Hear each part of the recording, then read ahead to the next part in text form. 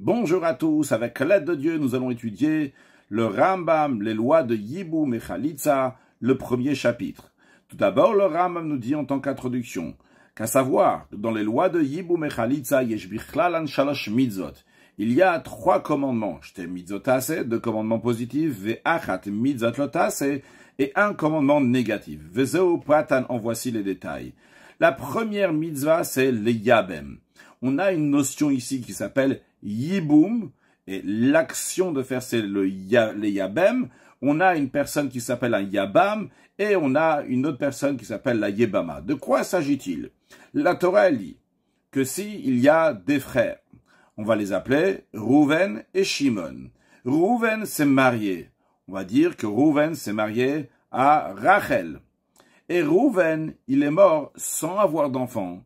Eh bien, la Torah dit que Shimon, le frère de Rouven, doit faire le yiboum, c'est-à-dire se marier avec Rachel. Alors, Shimon maintenant, le frère du défunt Rouven, s'appelle le Yabam, et Rachel, la femme du défunt, s'appelle la Yebama. Et il doit faire le yiboum, ce que le Rambam nous dit ici, le Yabem. Dans la suite, on ne va pas traduire le mot yiboum, Yabam, Yebama.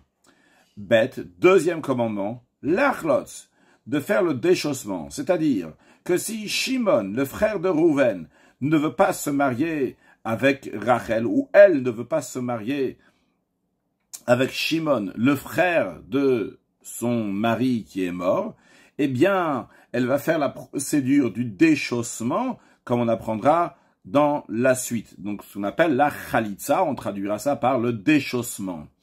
Une fois qu'elle a déchaussé, elle a enlevé la chaussure avec toute une procédure du frère de son mari qui est mort, à partir de ce moment-là, elle peut se marier avec d'autres personnes à part, et non pas avec le frère du mari.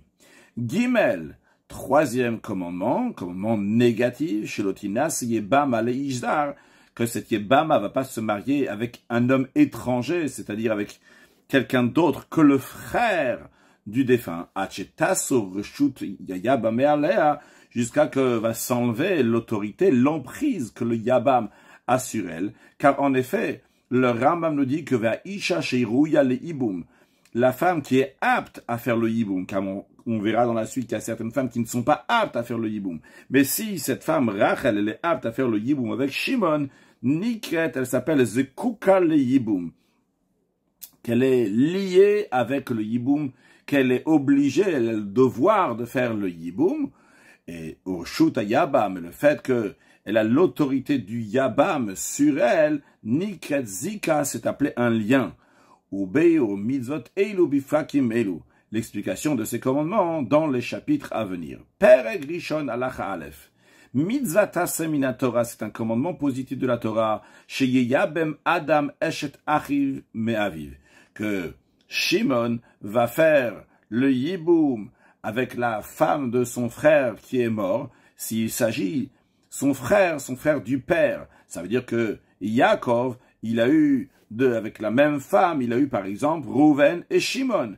Ben Mina Nisuim, ça soit que Rouven, il était marié avec Rachel. Ben Mina Erusin, ça soit que Rouven avait fait seulement la première étape du mariage qu'on appelle Erusin, qu'on peut appeler les fiançailles qu'on a pris dans Ilchot Ishut.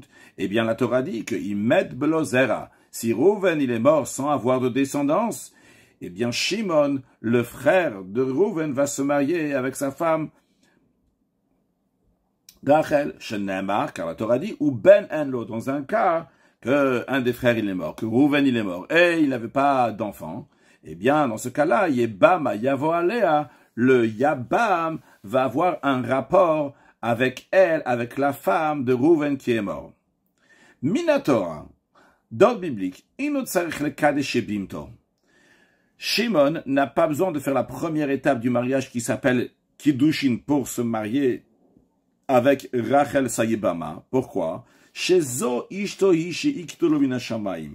Car elle est sa femme qui lui a été acquise par le ciel. Donc, il n'y a pas besoin de faire la première étape du mariage de Kiddushin. Elle a Yavo Alea, mais il a un rapport avec elle. Et le fait qu'il a un rapport avec elle, directement, on considère, c'est la deuxième étape des Kiddushin qu'on considère, donc elle est entièrement mariée avec elle, pas la deuxième étape des Kiddushin, c'est-à-dire la deuxième étape du mariage, et donc on la considère mariée à 100% avec Shimon, du moment où Shimon a eu un rapport avec la Yebama, elle est Nisuin, elle est mariée. Encore une chose, le Rama nous dit, vu que toute l'idée que Shimon va se marier avec la femme de Rouven, c'est parce qu'il remplace Rouven, eh bien, en Ktuva, t'as Nirse Bal Hashemet. La Ktuva de Rachel, elle est sur le compte de Rouven qui est mort, non pas sur le compte de Shimon. C'est-à-dire, malgré le fait que Shimon, le Yabam, va écrire une Ktuva à Rachel, mais qui est-ce qui va payer cette Ktuva? C'est l'argent de Rouven qui est mort. Halachabet, l'oratza le Yabem. Si Shimon ne veut pas faire le Yiboum, ou bien que Rachel ne veut pas faire le Yiboum, dans ces cas-là, ils vont faire une autre mitzvah, la mitzvah de Chalitza, du déchaussement, et après, Rachel aura le droit de se marier avec quelqu'un d'autre qui n'est pas donc le frère de Rouven. Et c'est un commandement positif de la Torah de faire le déchaussement s'il n'a pas voulu faire le yiboum, s'il n'a pas voulu se marier avec elle, car la Torah dit que s'il ne va pas vouloir faire le yiboum, dans ces cas-là, la femme de Rouven va faire le déchaussement de Shimon et après pourra se marier. Donc nous avons deux mitzvot, la mitzvah de yiboum et la mitzvah de chalitza. Mais le Rambam nous dit qu'au mitzvot yiboum kodemet le mitzvot chalitza. Bien que les deux c'est des mitzvot, mais la mitzvah de faire le yiboum, de se marier avec la femme du défunt, la priorité sur la mitzvah du déchaussement. Halacha Gimel, c'est Shenem Abatora, ça qu'il est dit dans la Torah, ou Ben Enlo, que Rouven il est mort sans avoir de garçon. Ce n'est pas à prendre dans le sens littéral qu'il est mort sans garçon, mais il avait une fille. Non. Echada ben vechada bat. Que ce soit qu'il a un garçon ou une fille, c'est-à-dire qu'il est mort sans garçon et sans fille. Ozera ben ozera bat, encore plus que ça, qu'il n'y a pas de descendance d'un garçon, descendance d'une fille. Mais s'il a laissé quelque chose, il a laissé une descendance, il veyesh lo zera, du moment où il a une descendance, mikol makom, quelle que soit la manière, ben meishazo, que ça soit de cette femme qu'il a actuellement maintenant, Rachel, ben meisha cheret, ou bien d'une autre femme qu'il a divorcée ou qui est morte, mais d'elle, il a eu des enfants du moment où il a une descendance, même si ses enfants à Rouven ne sont pas vivants, mais les petits-enfants sont là. Ça exemple la femme de Rouven, donc Rachel, de faire chalitza au yiboum. Même s'il avait une descendance qui est née d'une relation illicite, donc l'enfant, cette descendance, elle est mamzer, mais il est en vie. Bien que c'est un juif, mais qui est idolâtre, eh bien, ça exemple la femme de Rouven, donc Rachel, qui n'a pas besoin de faire la chalitza ou le yiboum, elle peut se marier avec n'importe qui une fois que le mari est mort, vu qu'il avait une descendance. Halacha dalet. Si Rouven, il est mort, et tout ce qu'il a laissé, c'est un enfant qui est né, parce que Rouven, il a eu un rapport avec une servante cananéenne, donc qui est non-juive, ou bien qu'il a eu un rapport avec une non-juive, et il a eu un enfant, eh bien, il a amené quelqu'un au monde, mais c'est pas considéré son fils. Donc, Eino Potter, il n'exemple pas la femme de Rouven, Rachel, de faire le yiboum. Pourquoi? C'est vrai qu'il a amené une descendance, mais chez Zera, Abba Minashifra, une descendance qui vient d'une servante. C'est une descendance de Avadim, de serviteurs, et non pas la descendance généalogique de Rouven. Vehamba Minagoya, et un enfant que Rouven il a amené par la non-juive, eh bien les goyim, ils sont non-juifs, ou que ilu einam, et c'est comme si qu'ils ne sont pas là, ils ne sont pas considérés la descendance du père, d'où on apprend ça. Parce que Arohomer Beshifra, la Torah dit à propos d'une servante, dans un cas où il y a un juif qui a une servante cananéenne, et il a aussi un serviteur hébreu que le tribunal a vendu, et le propriétaire veut avoir encore des serviteurs. Donc il a dit au serviteur hébreu d'avoir un rapport avec la servante cananéenne, ce que la Torah permet, et ils ont eu des enfants. Et après, c'est arrivé le moment que ce serviteur hébreu va être affranchi. La Torah dit à Isha Viladea, que la femme, la servante cananéenne qui s'est mariée avec le serviteur hébreu. Et les enfants qu'ils ont eu le serviteur hébreu avec la servante cananéenne, qui est la donnée appartiendra au maître. Et le serviteur hébreu va sortir seul. Le fait qu'on nous dit ici que les enfants vont être aux propriétaires, Melamed, cela nous enseigne chez Vlada Kamoa, que l'enfant qui est né de la servante cananéenne est comme la servante cananéenne qui appartient au propriétaire et il n'a pas de généalogie envers ce serviteur hébreu, envers le père qui est un juif. Ça, c'est en ce qui concerne donc quelqu'un qui est un enfant d'une servante. Ou Begoya ou Omer, en ce qui concerne un juif que Dieu en préserve, il s'est marié avec une non-juive. La Torah dit, Ki Yasiret binchame acharai. Après que la Torah elle dit que tu vas pas te marier avec les non-juifs et tu vas pas prendre une fille non-juive pour ton fils, car l'enfant qui va naître, il va être détourné de moi, il sera plus juif. Mais Sir Otto, en quoi il est détourné, mais le Chashev Bakal, il est plus considéré dans la communauté juive, il est considéré dans la communauté non-juive, pas dans la communauté juive. Le Rambam rajoute encore plus que ça, que même dans un cas imaginons que après que ce juif-là, il a eu un rapport, ce Reuven, il a eu un rapport avec une servante cananéenne et ils ont eu un enfant. Cet enfant-là a été affranchi. Onid Gayer Benomina Goya, ou après que Reuven, il a eu un rapport avec la femme non juive, eh bien, l'enfant, il a été converti. Donc maintenant, il a un enfant qui est juif, que ce soit de la servante, que ce soit de la Goya.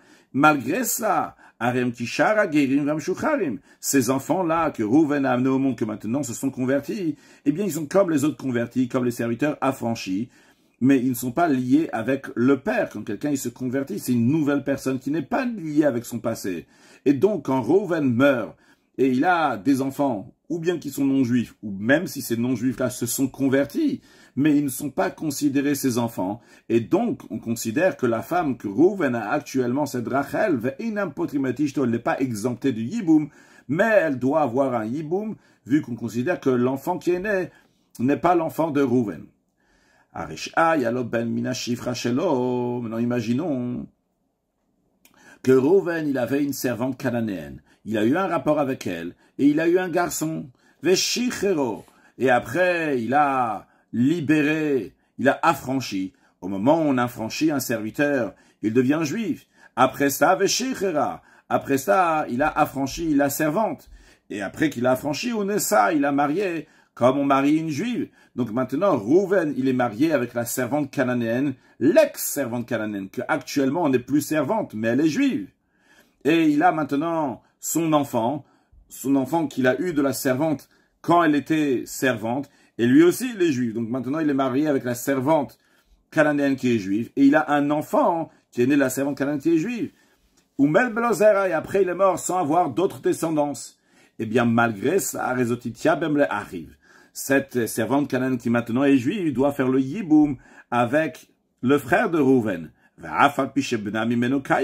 Bien que il existe cet enfant, et pas juste qu'il existe, il a été affranchi, donc il est juif. Malgré cela, vu que cet enfant, il est né lorsqu'elle était servante cananéenne, eh bien, il n'est pas l'enfant de Reuven, et donc, quand Reuven, il meurt, sa femme, elle doit faire le yiboum.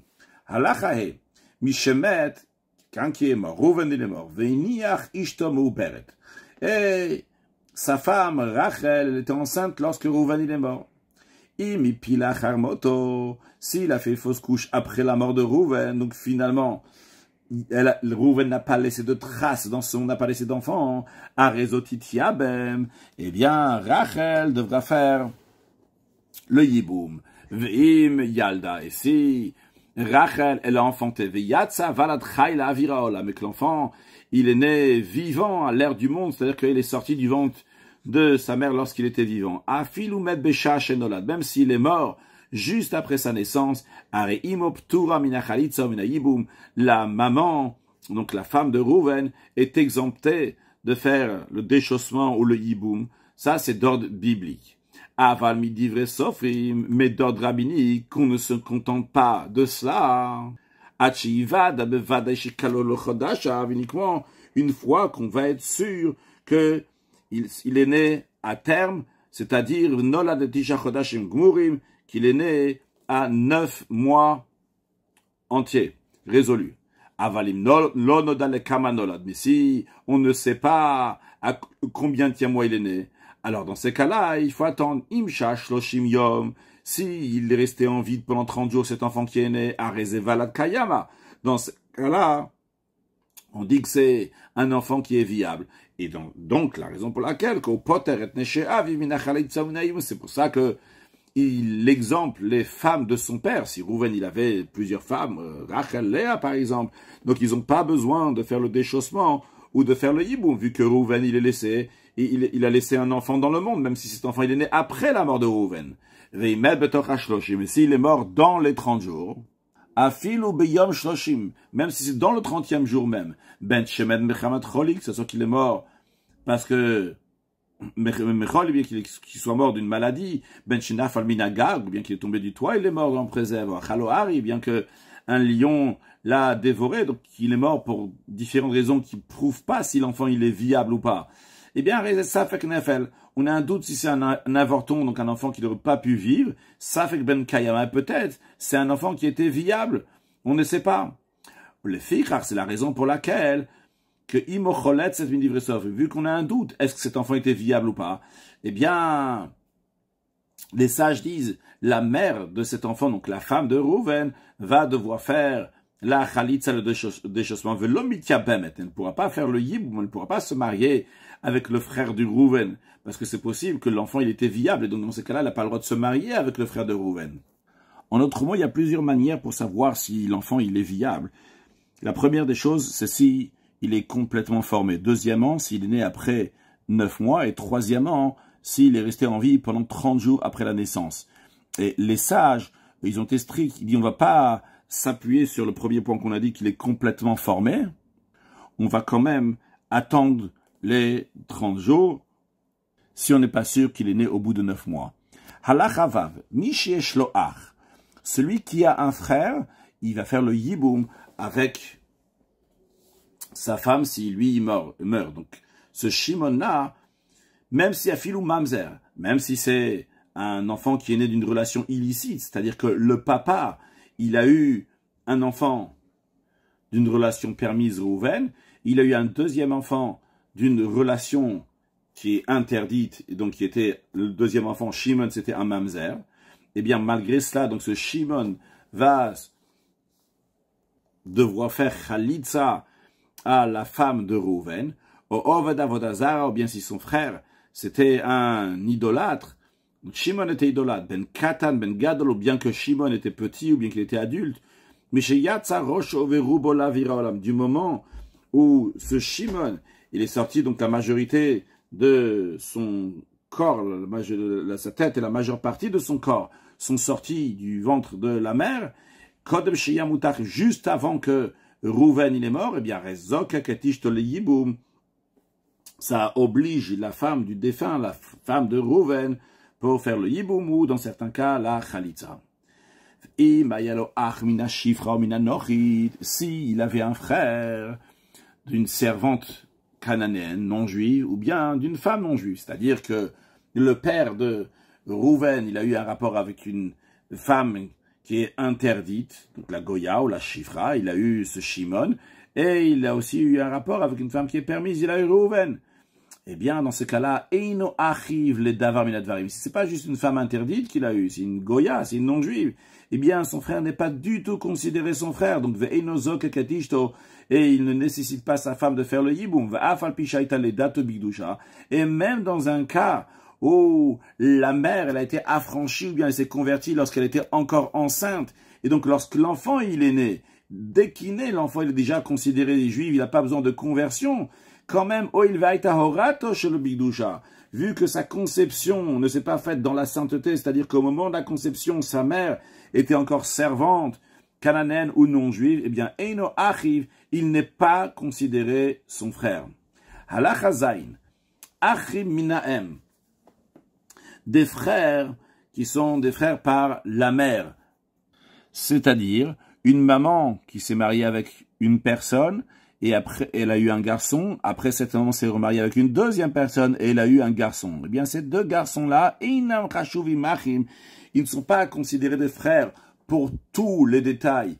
elle a la veilut ou le edut, uniquement pour le deuil, que si un des frères il meurt, l'autre doit être endeuillé pour celui qui est mort. Aussi bien pour le témoignage, ils sont considérés frères, c'est-à-dire que l'un ne peut pas témoigner pour l'autre. Avale inyan yerusha, mais en ce qui concerne l'héritage, eh bien, un garçon ne va pas hériter l'autre garçon, ou le yibum vachalitza, ou bien pour notre contexte à nous, de yibum, ou bien de déchaussement, c'est comme si qu'ils ne sont pas là. Chez En Arva la parce que le lien fraternel, c'est uniquement par le père. Donc, si Rouven, il est mort, il n'a pas d'autre frère qui est né du même père qui a enfanté Rouven, mais il a un autre frère qui vient de la même mère que Rouven, eh bien, la femme de Rouven ne va pas faire le yiboum parce qu'on ne considère pas que Rouven, il a un frère, car la fraternité, elle est uniquement du père. Et ici, le frère de Rouven, il est uniquement frère parce que sa mère, elle a eu Rouven d'un papa, et après elle a eu Shimon d'un autre papa. Donc il n'est pas considéré son frère. Shimon n'est pas considéré son frère. Imaginons qu'il y a Jean et Paul qui sont deux frères et ils se sont convertis. Ou bien Jean et Paul qui étaient des serviteurs cananéens, ils ont été affranchis. Et bien qu'ils ont le même père, et bien Elam Arvaklal, ils n'ont pas du tout de lien fraternel. Ils sont considérés des étrangers l'un envers l'autre. Parce que quand quelqu'un il se convertit, il est comme quelqu'un de nouveau qui n'a pas de rapport avec son passé. Encore plus que ça, le Rav nous dit.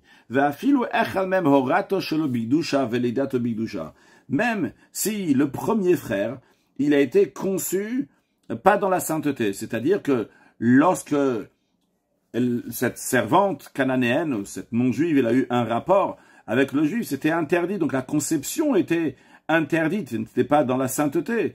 Et après, elle s'est convertie, et elle a eu cet enfant. Donc la conception seulement, elle était que lorsqu'elle était non-juive. Mais lorsque l'enfant, il est arrivé au monde, eh bien, il est né chez une mère juive.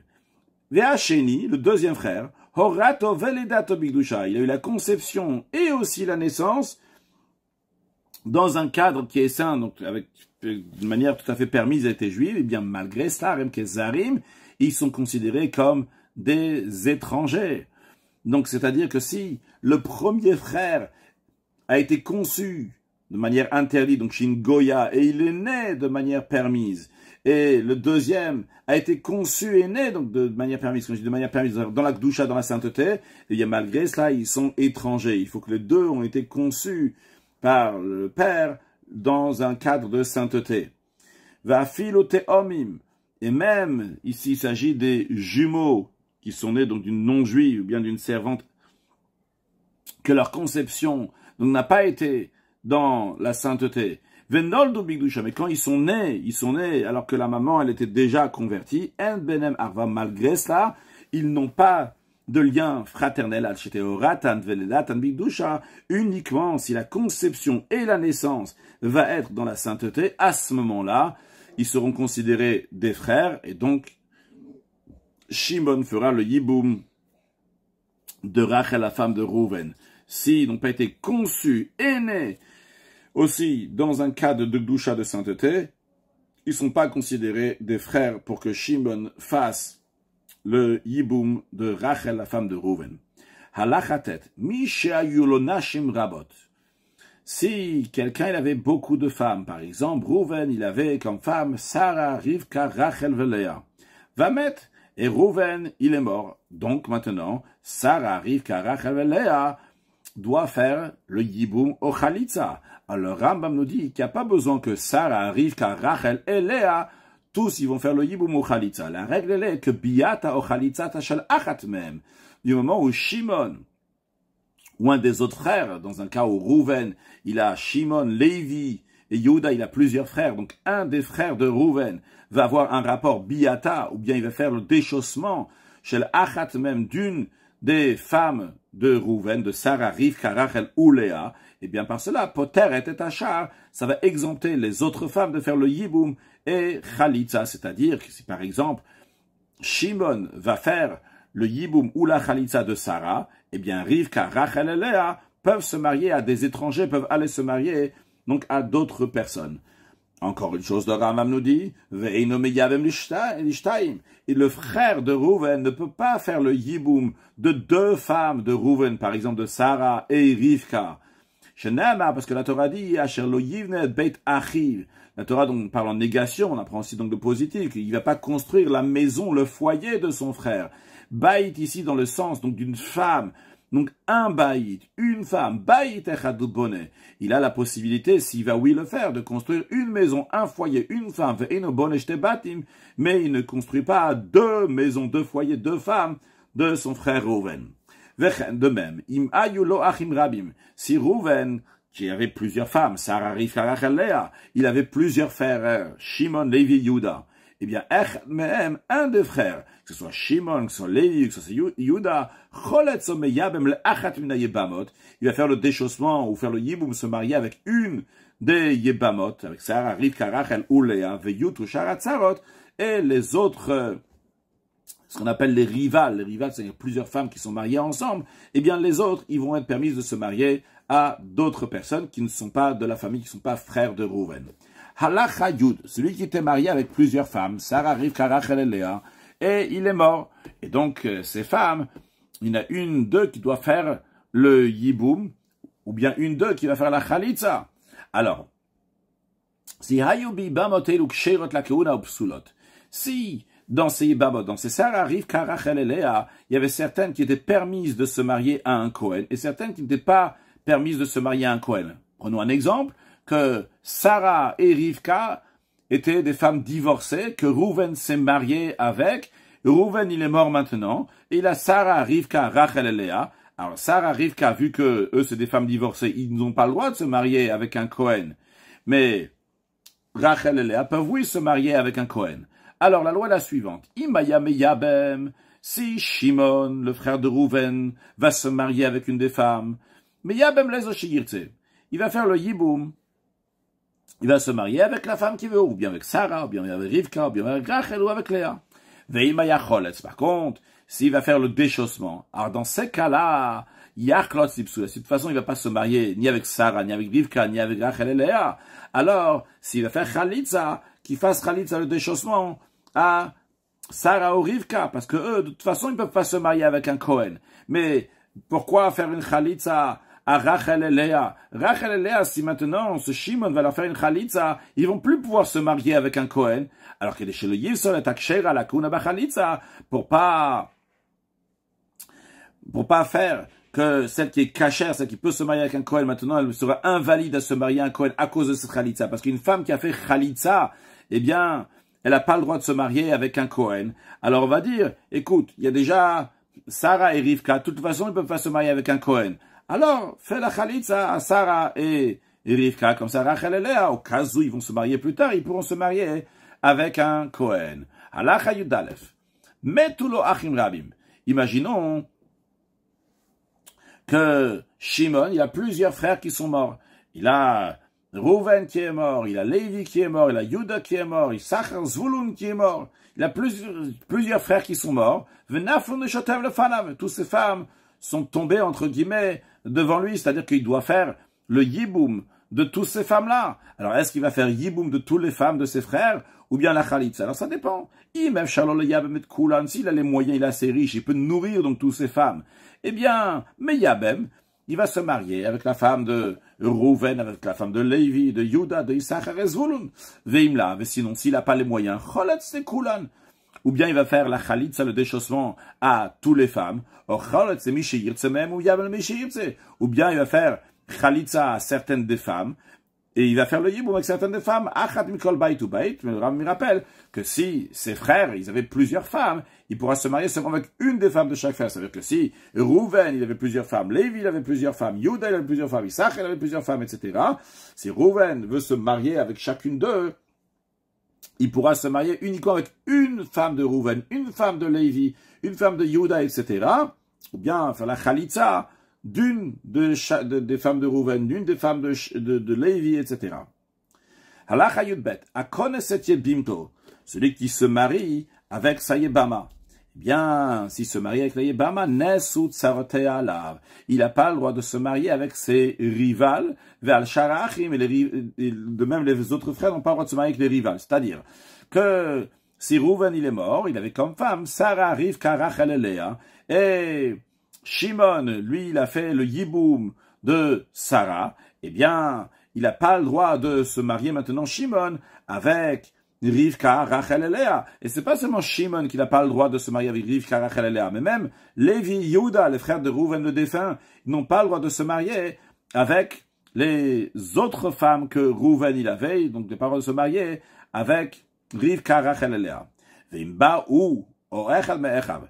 Si Shimon, qui s'est marié maintenant avec Sarah, il a eu un rapport avec Al-Tzarata avec une Sarah, avec une rivale, c'est-à-dire avec Rivka, Rachel ou Léa, ou bien qu'un des frères de Shimon, Lévi, Yehuda, ils ont eu un rapport avec une des rivales, avec une Rivka, Rachel ou Léa, il transgresse un commandement négatif. Parce que la Torah dit, Yevama yavo alea. La Torah dit, non, qui est-ce qui a le droit maintenant d'avoir un rapport avec les femmes de Rouven qui est mort sans avoir des enfants? C'est uniquement le Yabam, il a le droit d'avoir un rapport avec Sarah, Rivka, Rachel et Léa, et avec une d'eux, avec ou Sarah ou Rivka ou Rachel ou Léa. Donc le fait qu'il y a écrit Yevama yavo alea sur elle, donc avec elle avoir un rapport, lo alea avec Al-Sarata, il n'a pas le droit d'avoir un rapport, alea avec elle, donc avec Sarah, et aussi donc la rivale, avec Rivka, Rachel et Léa. Vela va c'est un interdit qui découle d'un commandement positif, c'est la formulation de la Torah, c'est Yevama yavo alea, donc c'est le positif qui est dit ici, il doit avoir un rapport avec elle, mais c'est considéré ainsi, c'est considéré un commandement positif. Expliquons un peu plus que le Rambam est en train de nous dire ici, tout d'abord en sachant que lorsque le frère est vivant, c'est-à-dire lorsque Rouven est vivant, les autres frères de Rouven, Shimon, Lévi, Yehuda, n'ont pas le droit d'avoir un rapport avec les femmes de Rouven, évidemment, vu que c'est la femme de Rouven, en plus de l'interdiction, donc c'est Eshet Ish, mais en plus il y a l'interdiction de Eshet Ach, l'interdiction de se marier avec la femme du frère. Et même si Rouven va divorcer Sarah, Rivka, Rachel et Léa, les frères n'ont pas le droit de se marier avec Sarah, Rivka, Rachel et Léa, parce que ça reste Eshet Ach, la femme du frère. Encore plus que ça, si Rouven il est mort et il avait des enfants, eh bien, les frères de Rouven n'ont pas le droit de se marier, d'avoir un rapport avec Sarah, Rivka, Rachel et Léa pour l'interdiction de Eshet Ach, parce que toutes ces femmes-là sont considérées encore, même après la mort de Rouven, en tant que la femme du frère, donc ce sont la femme de Rouven. Maintenant, uniquement lorsque Rouven il est mort sans avoir d'enfant, à ce moment-là, la Torah dit qu'il n'y a plus l'interdiction de Eshet Ach, il n'y a plus l'interdiction d'avoir un rapport avec ces femmes-là en tant que femme du frère. Mais qu'est-ce qu'il faut faire? Yebam yavo alea, il faut que le Yabam va avoir un rapport avec la femme du défunt. Donc on apprend il va avoir un rapport avec elle, mais pas avec une autre. Et donc maintenant, les autres femmes de Rouven, qui n'ont pas fait le Yiboum, ils sont interdits non pas en tant que Eshet Ach, mais en tant qu'un commandement négatif, ou un réseau pas négatif, assez, vu que c'est un commandement négatif qui découle d'un assez, donc c'est considéré un commandement positif. Et la différence, évidemment, elle est aussi dans les conséquences, que celui qui a un rapport avec Eshet Ach, il a transgressé, donc il a karet, il a le retranchement. Ici, il a transgressé, si je peux me permettre de dire, seulement un commandement positif. Vechen de même, acholet se bimto, celui qui fait la chalitza à sa yebama, c'est-à-dire que Rouven ne s'est pas marié, n'a pas fait le yiboum avec Sarah, mais il a fait la chalitza à Sarah, il a fait le déchaussement. Eh bien, Nessa chalutza, cette femme-là avec qui il a fait le déchaussement, elle est interdite, de même aussi son rival, donc pas seulement Sarah, même Rivka, Rachel et Léa sont interdites à la cholet, aussi bien sur Shimon qui a fait le déchaussement, vers Sharachin, et aussi sur les autres frères, sur Lévi et Yehuda, Vekulan asurot alem idivre sofrim, et tous les femmes du frère du mort sont interdits d'ordre rabbinique, qui shniot, comme on a appris au début des lois de Ishut. Donc les shniot, c'est ceux qui sont de deuxième degré de femmes interdites, que les sages les ont interdits. Mais ils ne sont pas interdits d'ordre biblique. Parce que du moment où le frère, donc Rouven, il est mort sans avoir d'enfant, l'interdiction de Herva, qui était en tant que Eshet Ach, en tant que femme du frère, s'est enlevée de toutes les femmes de Rouven une fois qu'il est mort sans avoir d'enfant. Les fichar, c'est la raison pour laquelle, vu que maintenant ces femmes-là sont interdites uniquement d'ordre rabbinique, en tant que shniot, en tant que deuxième degré de femme interdite, eh bien, tov simbem akidushim ki shniot, les kiddushin prennent effet au cas où un des frères a transgressé, va quand même faire les kiddushin avec la chaloutza, avec celle qui a fait le déchaussement ou avec les autres. C'est-à-dire que lorsqu'il s'agit d'une herva, d'une femme qui est interdite donc de premier niveau, donc d'ordre biblique, eh bien, lorsque quelqu'un va faire les kiddushin avec elle, les kiddushin ne prennent même pas effet. Par contre, lorsque c'est des shniot, bien que la personne a transgressé de se marier avec elle, mais les kiddushin quand même prennent effet. Halacha Yud Gimel, Acholet Bimto, celui qui fait le déchaussement à sa yebama, c'est-à-dire Shimon qui a fait la chalitza de Sarah, Keshem Shiyasura Alav, de la même manière que Sarah lui est interdite à Shimon, car Krovotea, de la même manière aussi, les proches de Sarah sont interdits à Shimon, Kigon Ima, par exemple la mère de Sarah, ou Bita, la fille de Sarah, Vecheni, de la même manière elle, Sarah, Asura Livno, elle a pas le droit de se marier avec le fils de Shimon, ou le Achiv, et au frère de Shimon. Vafilu Ashniot Shela, et même les femmes qui sont considérées de deuxième degré, c'est-à-dire que si Shimon serait marié avec Sarah, il serait interdit de certaines chniotes, comme par exemple la mère de Sarah. Car en effet, la mère de Sarah, elle est interdite d'ordre biblique, mais la mère de Sarah, c'est une chnia, c'est interdit d'ordre rabbinique. Eh bien, ces chniotes, asurot, ils sont interdits pour Shimon. Kegon, par exemple, bat bita, l'arrière-petite-fille de Sarah, qui est une chnia, une interdiction d'un deuxième niveau d'ordre rabbinique. V'chen de même hi, du côté de Sarah, elle, asura le beno, elle est interdite à l'arrière-petit-fils de Shimon. Klalo shel davar, le principe qui a derrière ça, le Rav nous dit, areke ishto she gersha. Cette Sarah qui a reçu Khalitza de Shimon, elle est comme si que Shimon avait divorcé sa femme, donc tous ses proches et tous les chignots de deuxième niveau sont interdits à Shimon, comme si qu'il avait divorcé sa femme, bien que ici c'est seulement une Khalitza, un déchaussement. Encore une chose, le Rav nous dit, de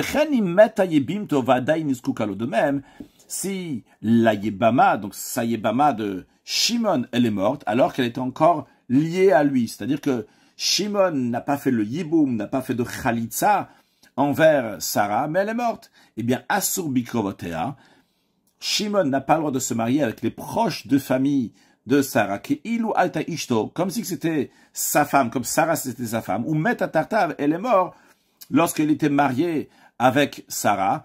Et donc, de la même manière que si Shimon serait déjà marié avec Sarah, eh bien, toutes ces femmes lui seraient interdites. De la même manière aussi, bien qu'il n'était pas encore marié avec Sarah, dans ce cas-là aussi, on considère comme si qu'il était marié avec elle, et tous ses proches sont interdits.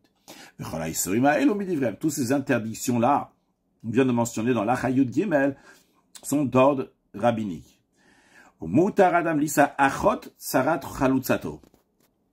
Dans l'image que nous avons ici, nous avons Rouven qui est marié avec Chana et Pnina. Et Rouven, il est mort sans avoir d'enfant.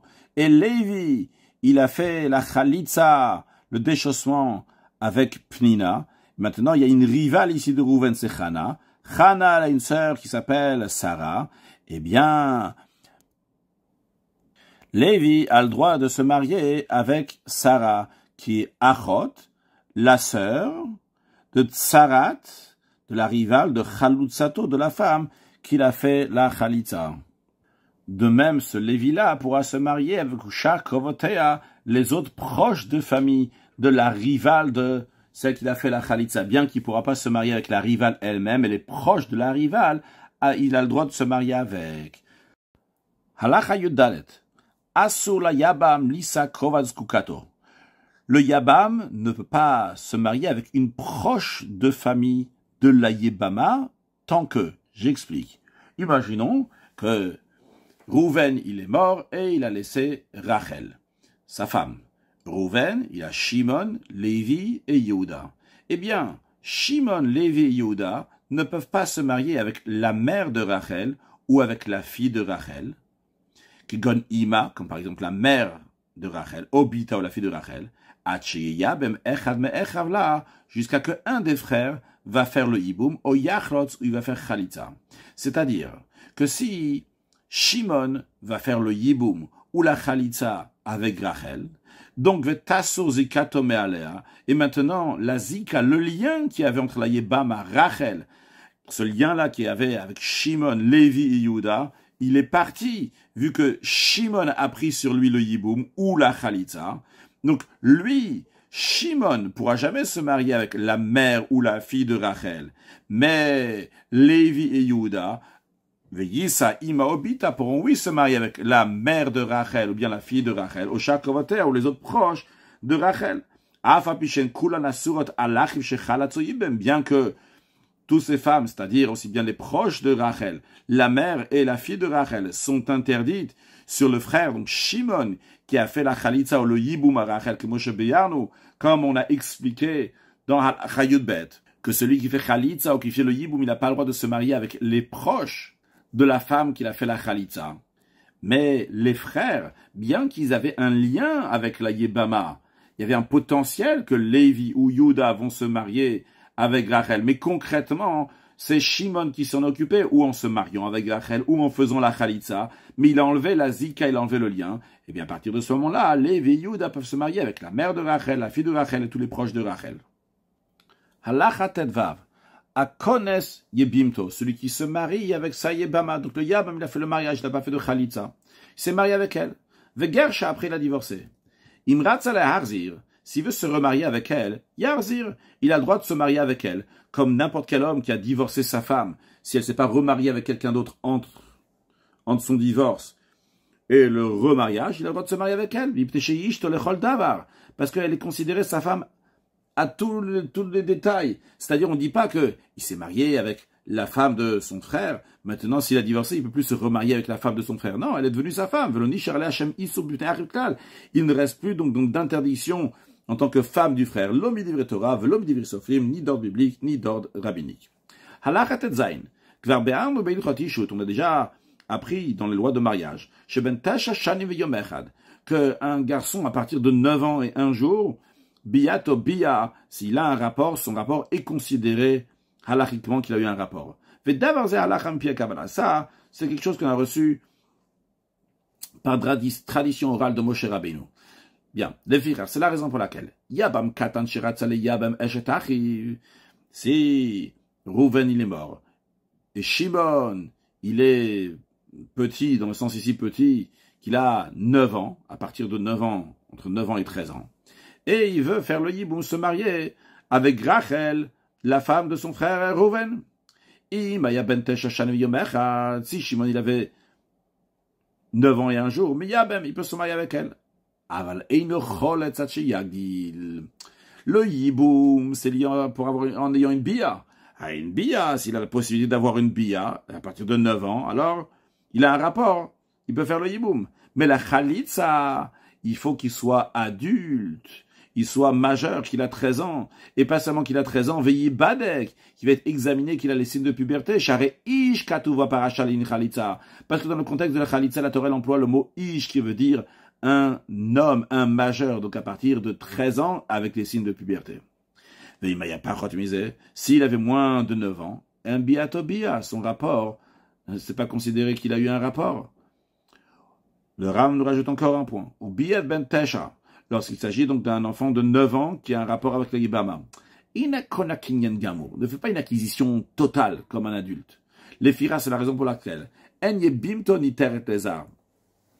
Sa Yibama, donc Rachel, la femme de Rouven, bien que Shimon, qui a 9 ans, il a eu un rapport avec elle, et on considère qu'il a eu un rapport avec elle, quand même, vu que l'acquisition n'est pas totale, eh bien, Rachel ne pourra jamais se marier avec un étranger, uniquement une fois qu'il aura un rapport après qu'il a 13 ans, et à ce moment-là, s'il va la divorcer, elle pourra se marier avec quelqu'un d'autre d'un étranger, ou bien qu'il va avoir 13 ans, et il va faire la chalitza, comme on apprendra plus tard dans le chapitre 5. Halacha Yudzain. Jusqu'à là, on a parlé donc d'un Yabam qui est mineur. Halacha Yudzain, v'chena Yebama Aktana. De même, la Yebama, Rachel, la femme de Rouven, qui est Ktana, qui est petite, donc à partir de 3 ans.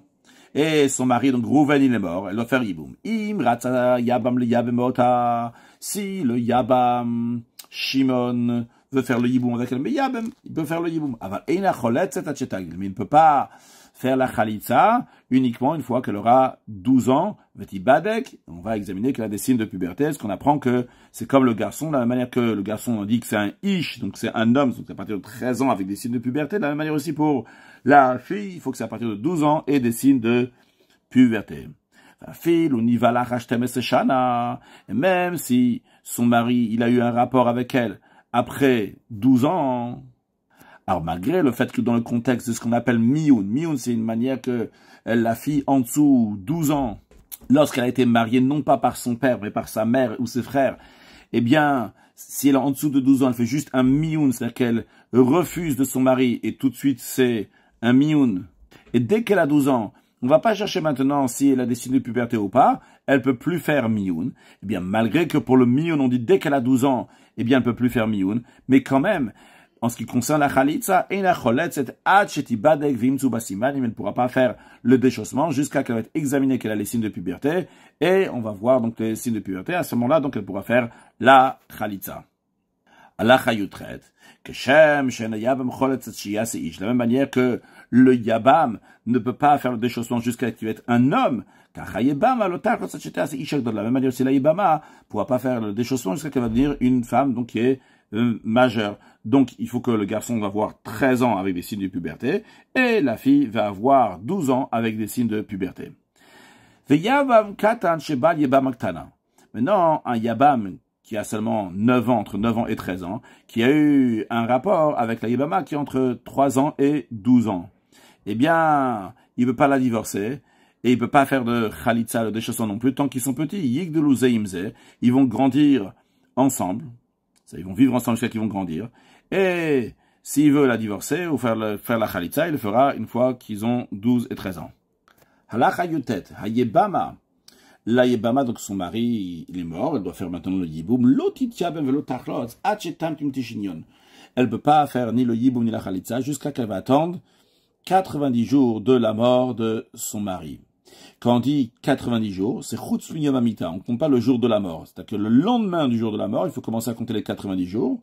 Et après, une fois que les 90 jours sont finis, veyom ha'iboum, après, donc, le lendemain, on va faire ou bien le yiboum, ou bien yom ha'chalitza, ou bien la chalitza, kisha kol anashim, c'est d'ailleurs le cas aussi de toutes les autres femmes, pas seulement de celui qui est mort sans avoir d'enfant, mais toute femme qui est devenue veuve ou bien qui a été divorcée, ils n'ont pas le droit de se fiancer, de se remarier jusqu'à que vont passer 90 jours entiers. Quel est le but de ça? C'est, on veut être sûr qu'ils ne sont pas enceintes de leur mari, de leur premier mari. Maintenant, la question qui se pose, ok, on comprend que le yiboum, elle peut pas faire, il faut attendre 90 jours. Mais pourquoi elle peut pas faire la khalitza, le déchaussement pendant ces 90 jours? La réponse, elle est, parce qu'elle n'est pas apte à faire le yiboum. Du moment où elle n'est pas apte à faire le yiboum, pourquoi elle n'est pas apte à faire le yiboum? Parce que peut-être elle est enceinte. Et si elle est enceinte, donc il n'y a pas de yiboum, parce que ça veut dire que Rouven, il est mort, et il a oui laissé de la descendance. Elle est enceinte, sa femme Rachel. Et la Torah dit, que si l'homme ne veut pas faire le yiboum, il va faire la khalitza. On apprend de là, de fait, dans le même verset, on nous dit, aussi bien le yiboum et la khalitza. Pour nous apprendre que le yiboum, si elle est apte à faire le yiboum, ola la khalitza, elle peut faire la khalitza. Et tant qu'elle peut pas faire le yiboum, et naola la khalitza, elle peut faire de khalitza non plus. Donc, dans les 90 jours, elle peut pas faire le yiboum, donc elle peut pas faire la khalitza non plus. Si malgré cela, Shimon, il a fait le yiboum de la yebama pendant les 3 mois, donc dans les 90 jours, ou bien il a fait la khalitza dans les 90 jours. Oil veinamu beret. Si finalement il s'avère qu'en effet elle n'était pas enceinte, à raison niftera, et maintenant elle est exemptée donc du yiboum la khalitza, veinatzricha klum, elle n'a rien besoin de faire. Halacha chaf, acholetz li bimto. Celui qui fait la khalitza, le déchaussement à sa yebama. Venim tzat beret. Et il s'avère plus tard que elle est enceinte. Donc, ça soit parce qu'il a fait dans les 30 jours, dans 3 mois, dans les 90 jours, donc il n'a pas attendu. Ou bien que c'est passé 90 jours et dans cette femme-là, on n'a pas remarqué qu'elle était enceinte. Elle a remarqué ça plus tard. Donc après, Yalda, elle a eu un enfant. Im valad shel kayama. Si l'enfant qu'elle a eu, elle est viable. C'est comme si qu'elle n'avait jamais fait de Khalitza. Et donc, en conséquence, elle a le droit de se marier avec un Kohen, parce que, comme on a vu tout à l'heure, que une Khalitza, en général, elle n'a pas le droit de se marier avec un Kohen. Une Khalitza, c'est une femme qui a fait le déchaussement. De même, les conséquences à l'achik de cela, c'est que celui qui a fait la Khalitza, Shimon qui a fait la Khalitza à Rachel, il a le droit de se marier avec les proches de Rachel. Ça, c'est dans le cas où cette Khalitza, elle a eu un enfant qui est viable. Mais non, Imipila. S'il a fait fausse couche, ou bien que l'enfant n'est pas resté en vie 30 jours après sa naissance, eh bien, à nouveau, Shimon va lui refaire une Khalitza, ou un de ses frères va faire Khalitza. Le principe, il est, chez Khalitza tamouberet en Khalitza. La Khalitza, le déchaussement qui a été fait quand lorsqu'elle était enceinte, c'est pas considéré une Khalitza. Ou biya tamouberet en yiboum. Et le fait d'avoir un rapport avec la femme Yibama qui est enceinte, ce n'est pas considéré un yiboum. Même s'il s'avère finalement que l'enfant n'était pas viable. Allah chafalev, le ficha, c'est la raison pour laquelle quelqu'un qui s'est marié avec sa Yibama qui est enceinte, donc par exemple Shimon qui s'est marié avec Rachel, qui a fait Khalitza à Rachel, mais qui est enceinte. Eh bien, les rivales de Rachel vont pas se marier jusqu'à que Rachel va enfanter un enfant qui est viable. Parce que l'enfant, il permet les femmes de Rouven de se marier avec ce qu'on appelle un zar, des étrangers, donc pas le frère de Rouven, uniquement une fois qu'il est né. Mais tant que Rachel est enceinte, eh bien, toutes les autres femmes doivent attendre qu'il va naître. Quelqu'un qui s'est marié avec sa Yibama, il a fait le Yiboum, il s'avère qu'elle est enceinte. Eh bien, ma frishinotan, on les sépare. Ou même là, on attend de voir qu'est-ce qui va se passer avec cette grossesse. Imipila, si elle a un avorton, donc elle a avorté Yarzor Vikayem. À ce moment-là, il peut se remarier avec sa Yibama. Veim Yalda, s'il enfantait. Afilu med bayom shenolad. Même si l'enfant est mort le jour qu'il est né, à Rezomotsia beget, eh bien le Yabam doit la divorcer avec un acte de divorce. Et aussi, Vecholetzla, il va lui faire la Khalitza. D'un côté, le fait que l'enfant il est mort, ça ressemble à la femme du frère qui n'avait pas d'enfant et qu'elle a fait Yiboum. Et maintenant, il veut la divorcer, il doit donner un acte de divorce. D'un autre côté, cet enfant qui est né, il est mort le jour où il est né. Donc peut-être il n'était pas viable. Et donc, il faut lui faire Khalitza. Après, il pourra se marier avec d'autres personnes. Si l'enfant il est resté en vie 30 jours après qu'il est né, c'est un enfant qui est viable. Dans ces cas-là, cette femme n'a pas besoin d'un acte de divorce du Yabam. Chez Ervala, parce qu'elle est interdite sur le Yabam. Celui qui a fait Yiboum avec la Yibam tout de suite après la mort du mari. C'est-à-dire que dès que Rouven il est mort, Shimon il a fait Yiboum. Et au bout de 6 mois, après le Yiboum, elle a eu un enfant qui est viable. On a un doute sur cet enfant-là. Est-ce que cet enfant-là, il est né 9 mois après que le premier mari, que Rouven, il a conçu cet enfant avec Rachel. Ou peut-être, c'est au bout de 6 mois, on commence le 7e mois de cet enfant, qui est né de Shimon avec Rachel. Les fichas, c'est la raison pour laquelle que Shimon, il va renvoyer, il va divorcer Rachel en lui donnant un get, un acte de divorce. Vavlat Kacha, en ce qui concerne l'enfant, lui, il est caché, il n'est pas mamzer. Si quelqu'un, il a eu un rapport avec une femme mariée, ou bien avec une femme qui est erva, comme par exemple la femme du frère, l'enfant, c'est un mamzer. Ici, l'enfant, il est caché. Parce que si il a été conçu avec le premier, c'est-à-dire avec Rouven, évidemment que l'enfant est cachère. S'il est né du Yabam, alors en effet, Rouven il n'a pas laissé d'enfant, et donc il est né du Yabam, tout va bien. Mais l'enfant, il est caché, pas de problème. Mais quand même, si Shimon a eu encore un rapport avec Rachel, après une fois qu'il a déjà enfanté donc l'enfant, les enfants qui vont naître après, ça fait que mamzerim. Et on a un doute si c'est des mamzer ou pas, parce que peut-être, Rouven en effet, il n'a pas laissé d'enfant. Et donc, dans ce cas-là, Shimon, il a le droit d'avoir des rapports avec Rachel pour avoir des enfants. Mais si l'enfant, c'était un enfant de Rouven, c'est-à-dire que Rouven, il a laissé des enfants, alors Shimon, qui est le frère de Rouven, n'a pas le droit d'avoir de rapport avec Rachel. Même après la mort de Rouven, vu que Rouven, il est mort en ayant des enfants. Donc on a un doute si ces enfants-là, ils sont mamzer. Conclure avec une notion de chassidut. L'Admour Azaken dans le Perek Lev, dans le chapitre 32 du Tanya, il explique comment chaque juif doit se voir comme un frère envers un autre juif. Et c'est pas juste dit comme ça en tant que fraternité, mais c'est parce que vraiment on est considérés tous des frères.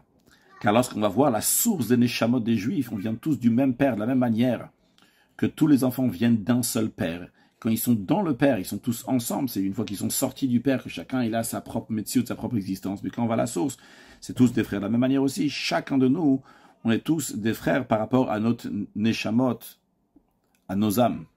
Et le Rabbi rajoute que cette fraternité ne doit pas être seulement par rapport à nos âmes, même par rapport à nos corps. Qu'on vient dans ce monde matériel et qu'on voit des différences entre un juif et un autre juif, malgré ça, on va quand même s'unir ensemble. Ça, c'est une préparation pour l'époque messianique qui arrive très prochainement. Une excellente journée.